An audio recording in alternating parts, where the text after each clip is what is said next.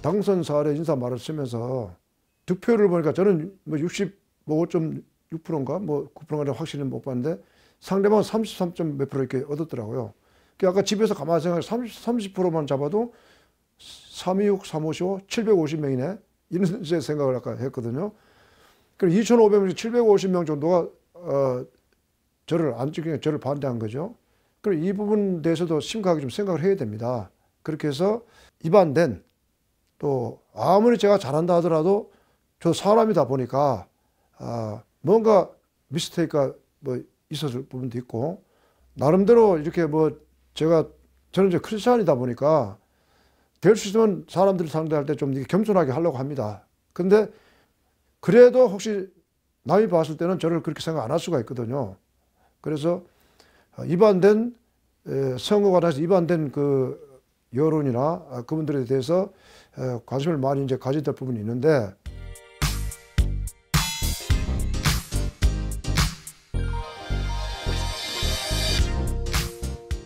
예산을 우리 임원들이 또는 저를 비롯해 임원들이 뭐 예산을 갖다 많이 쓰는 것처럼 이렇게 호도를 해서 섰더라고요.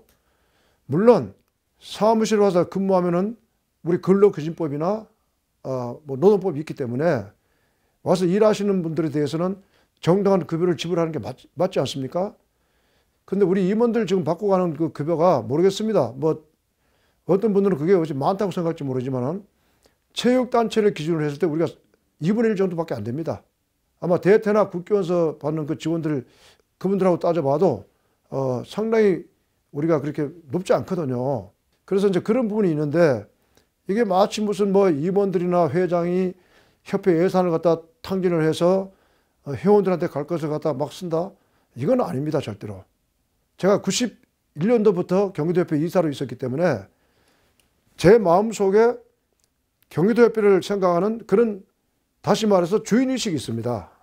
예정이 있어요.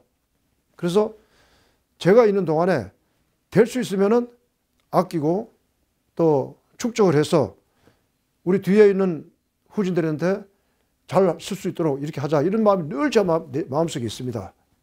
그러나 일을 할 때는 일을 해야 되는 거 아닙니까? 그럼 일을 하게 되면은 그 예산이 따라오는 것이고요. 예산을 쓸 때는 써야 된다고 생각을 합니다. 또 예산을 투입을 해서 어떤 효과를 노리면은 바로 그게 효과가 창출이 되는 거거든요. 제가 지금 다니면서 이거는 꼭 내가 짚고 넘어갈 그런 문제입니다. 중국을 갔다 뭐 한 여러 번 갔다 왔는데 그거 갖고도 말씀을 했는데 중국 가는 이유는요. 앞으로 경기도가 내년부터 아마 추진할 겁니다. 추진하는데 GTA 연수원이라고 그래가지고 저는 이제 국책 사업으로 좀 정부 쪽하고 계속 지금 대화를 하고 있는데 중국에 가면은 소림사라고 있습니다. 그 소림사가 관광 수입으로 먹고 살아요. 옛날에는 뭐 스님들이 뭐 이렇게 운동한 거 그것도 보고 싶고 뭐 이렇게 했는데 사실은 그게 이제 이름이 나가지고 상당히 수많은 사람들이 우리나라 사람들도 아마 소림사 간 사람들이 많거든요. 저는 아직 가보지는 않았지만은 제가 꼭 한번 가보려고 합니다. 사업이 앞서서. 근데 태권도 종주국이 209국이라는 나라가 있는데 왜 우리가 종주국으로서 뻔뻔하게 그런 걸 못합니까? 제가 그렇게 말했더니 어떤 사람은 태권도원이 있는데 말이야 제도권 사람이 그렇게 말한다고? 태권도는 제가 봤을 때는요 종주국 태권도에서 컨셉 맞게 만든 게 아닙니다. 제가 봤을 때는. 그래서 저는 일국의 어떤 사람들한테 그거는 태권도 국립대학으로 만들어라 그렇게 제가 주장하는 부분이 있고요. 그래서 그 GTA 연수원을 만들면은 소림사와 같은 태권도 전통적인 태권도 어떤 내려오는 그런 여러 가지 기구도 설치할 것이고 또 수련 방법도 전통 태권도에 따라서 수련을 할 것이고 또 그 외에 이제 여러 가지 프로젝트가 있습니다. 그래서 태권도 종주국으로서 그걸 하게 되면은 제가 지금 중국에 한 10개 성을 MOU 체결을 해가지고 그게 열리게 되면은 자기들이 온답니다. 일로 와서 뭐 5일이고 며칠이고 와서 수련을 받고 가겠다고 분명히 저하고 약속을 했거든요. 그래서 그 중국 사람들은요 한 번 오면은 뭐 몇십 명 오고 그런 게 아닙니다. 뭐 몇백 명씩 와버리니까요. 그래서 그 방면에 의해서 제가 이제 중국을 다녀서 예묘책을 해놓은 것이지, 내년부터 그 적극적으로 좀 해서 뭐 한 2년 정도 저는 생각을 하고 있는데, 그래서 되면은 일단 가까운 게 중국이니까 중국 쪽에 있는 태권도인들을 우리가 많이 뭐 유치할 것이고요. 그 외에 다른 나라도 마찬가지입니다. 제대로 된 전통 태권도를 좀 보급을 하고, 태권도원이라든가 뭐 여러 가지 태권도 이렇게 가볼 만한 데 있으면은 그들이 종국 태권도를 와서 보고 감으로 인해서 태권도 보급이 더 쉽지 않겠네 생각을 해서 다닌 것이지, 쓸데없이 무슨 뭐 구경삼아 다니는 거, 누구든지 자신 있습니다. 와서 한번 제가 쓸데없이 다닌 곳이 어디 있는지 한번 제가 물어보고 싶어요.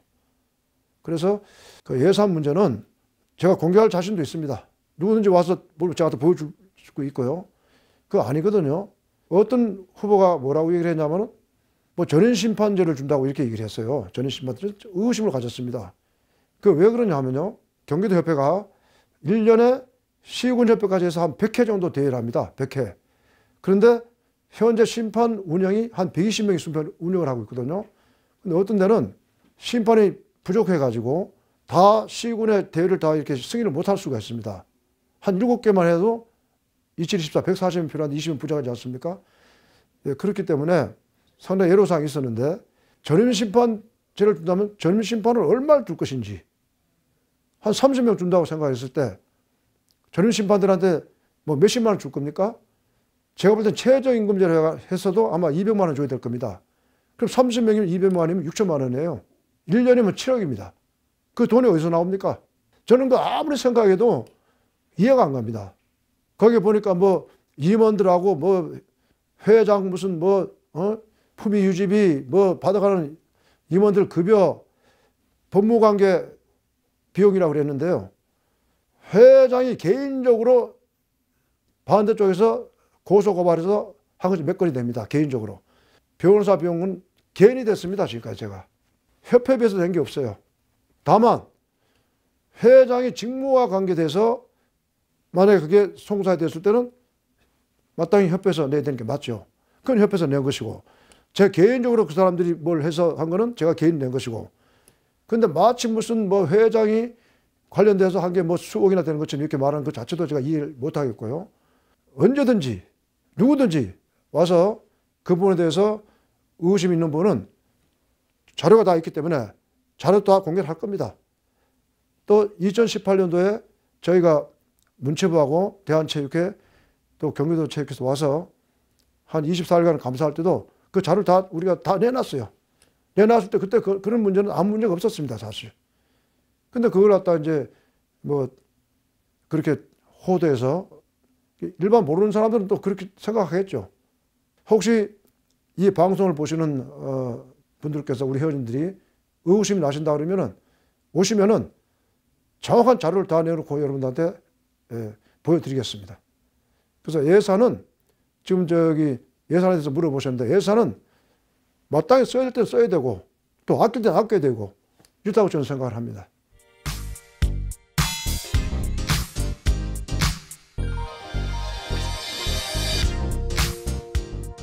미래를 좀 내다봐야 됩니다.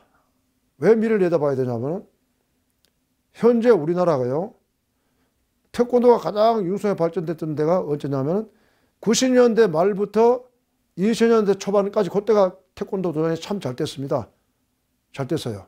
저도 그때 뭐 상당히 그 태권도 도전 하면서 인원이 많았거든요. 그 이후에 이제 조금씩 이제 거품이 빠지면서 힘들다가 또 코로나 직전에 그때 또 한참 더 이렇게 붐이 일어났어요. 이제 코로나가 생기면서 우리가 데이터를 뽑아보니까 딱 반이에요. 딱 50%가 지금 떨어져 버렸습니다, 제가. 그 저희 심사도 보니까 전년도에 12만 명이었는데 올해 아마 12월 달까지 하면 한 6만 명 겨우 찰까말 갈 정도, 딱 50% 지금 되더라고요, 보니까. 그런데 대한태권도협회에서 몇 년 전에 데이터 하나를 내놨는데, 그게 뭐냐면은 수련 정년기 아동이 매년 10%씩 떨어진답니다. 10%씩. 그럼 그 이론을 가지고 10년 가면은 태권도 배울 아이들이 없다는 겁니다. 저출산율 우리가 1위입니다. 1위. 앞으로 하면 더 심화될 겁니다, 이게. 그러면 지금까지 어린이 위주로 하던 그 태권도장이 어떻게 운영이 될까요? 근데 지금 스페인이라든가 이런 나라를 가보면은 성인 태권도가 상당히 발전되어 있거든요. 미국만 제가 볼 때 우리 한국처럼 어린애들이 많고 다른 여타국들 가보면은 이 성인들이 많아요. 그럼 우리도 이제는 어린이 위주로 갔던 그 태권도 수련을 성인으로 가야 되거든요. 그래서 저는 그걸 앞을 내다보고 우리 GTA 연수원에서 그걸 개발해서 사실 그걸 내보낸 겁니다. 그래서 앞으로 태권도장이 점차적으로 계속 성인화 시키면서 가라. 그런 의미에서 이제 만들어낸 건데, 모르겠습니다. 뭐 어떤 생각을 갖고 계신지 모르겠지만은, 이 방송을 보시는 우리 경기도 회원뿐만 아니라, 대한민국 태권도 우리 회원님들, 제가 지금 드리는 말씀을 잘 좀 들어보시고, 꼭 앞으로는 성인 태권도에 대해서 많은 관심을 가지시고, 미래지향적으로 가셨으면 좋겠습니다.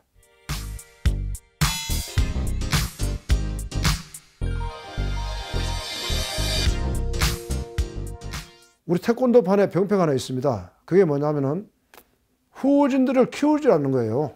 후진들을.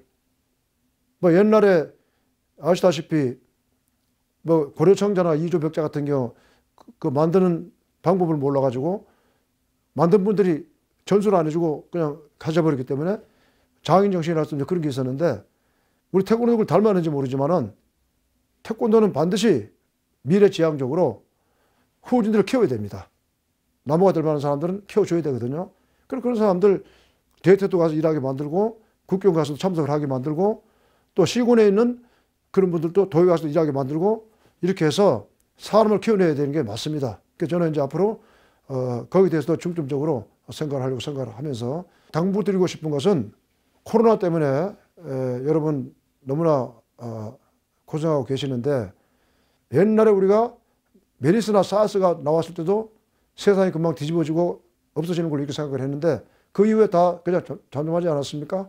백신이 개발돼서 본격적으로 보급이 되면은 다시 또 우리가 일상으로 돌아가자 했나 이렇게 생각을 합니다. 그래서 용기 가지시고, 또 우리 경기도협회는 그 부분에 대해서 중점적으로 좀 생각을 해서 어려운 일선 도당에도 지원할 수 있는 방법이 있으면은 최대한 연구를 해서 지원할 것이고, 또 경기단체에 대해서도 경기단체가 상당히 좀 어렵습니다. 더 어렵습니다. 일단 훈련을 못하니까 팀이 없어진 분도 많고요. 그래서 이 부분도 우리가 중점적으로 연구해서 경기단체 나름대로 경기를 강화시키면서 열심히 할 수 있도록 이 푸드 조성에 많은 힘을 기울이겠습니다. 감사합니다. 그 회장님의 경륜과 연륜, 그는 태권도 리더로서의 아마 이 코로나 시대를 잘 헤쳐나가시라고 믿습니다. 오늘 인터뷰 중에서 어떤 확신을 갖게 됐습니다. 회장님, 장시간 인터뷰에 응해주셔서 감사합니다. 네, 감사합니다. 예, 수고하셨습니다. 감사합니다.